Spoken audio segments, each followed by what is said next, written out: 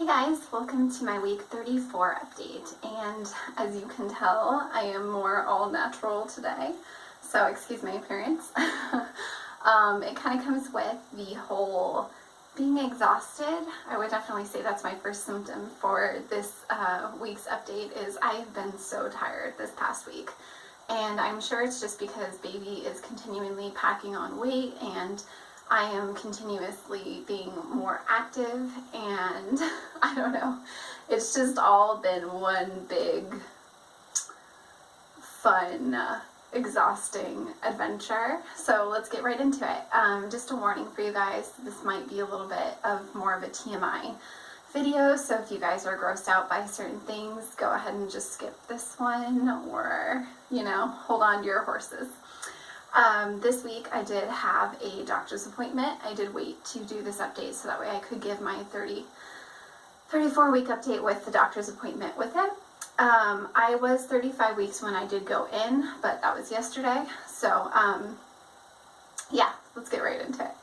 I went into the doctor's office and she did the normal belly measurement to see how far along the baby is and how good my uterus is progressing, and for this week I did measure exactly on time. So if you guys have watched my previous videos, you'll know I was measuring a week ahead to 5 to 4 days ahead sometimes.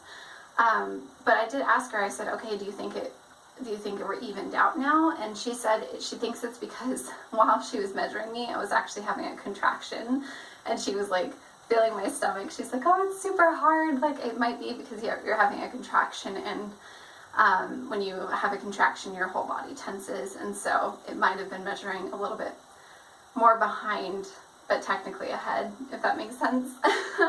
So I might still be measuring ahead, but as far as the last doctor's appointment I've had, I am measuring right on time now.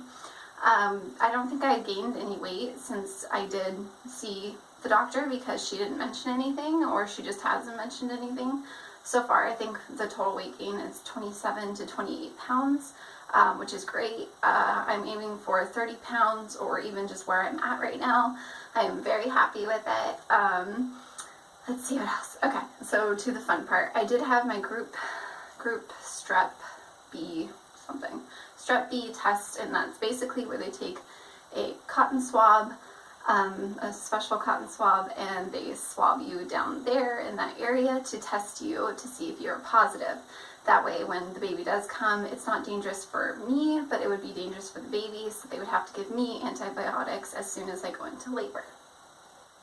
So, they did do that test. I won't get the results back until next week. I see the doctor on this upcoming Monday. I will see her, and so we'll find out the results for that. She did want to check me for dilation because I have been having contractions lately. I haven't had too many consistent ones, but every once in a while I'll be laying in bed even, and I'll get a lightning pain from up here, and it'll shoot all the way down to that area, all the way in my legs and in my back. And it usually only lasts for like 2 minutes, so it's nothing serious. It's probably just the beginning signs of labor and signs of, dilating. She did check for dilation. She had to be kind of rough, and because she had to be kind of rough, I did bleed pretty bad. I bled through 3 panty liners and continued to spot every time I would go pee for the last 2 days from the doctor's appointment.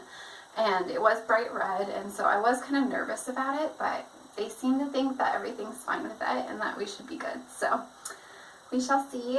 Fingers crossed. I don't think anything is wrong, because I think if they were concerned, they would have had me go in. I think it's just because she knew she had to be rough, because I have the same thing with my daughter Aurora, and I feel like it is why it was one of the reasons why I wasn't dilating. My cervix, your cervix starts behind the baby's head and very far up, if I'm correct. Correct me if I'm wrong. And then it starts, when you do start dilating, it moves forward, and that way it can start opening and go down to a face, And so mine is, she is head down. We found that out, and her head is in perfect birthing position, like she is facing my spine. But the uterus is still a little bit behind her head, so she was trying to check back there because she knows that I am you know, having increased discharge and increased contractions, so she really wanted to check, but she didn't want to check too evasively because she didn't want to cause dilation, if that makes sense. She didn't want to make it happen. So she tried to check it, and then she doesn't know if I'm dilated, basically, because she wants to wait and see. So that's why we're having a doctor's appointment so soon, is because not only are we doing week to week, but she does want to check and see if next time I come in, if it has moved forward because of the bleeding and because I've had increased pain down there. And I think it's officially going to be the lightning stage, which is basically when the baby is engaged in your pelvis and everything is basically getting serious and starting to get ready to go. It does lead me to believe that I might, like I thought, go into labor before 40 weeks. I don't know how soon, but every time I walk now, it's an extreme amount of pain, and I've just heard from ear to ear from other mothers that with the first child, you can have the lightning stage for like 6 weeks. 6 weeks, 2 weeks, doesn't, there's no real time frame on it.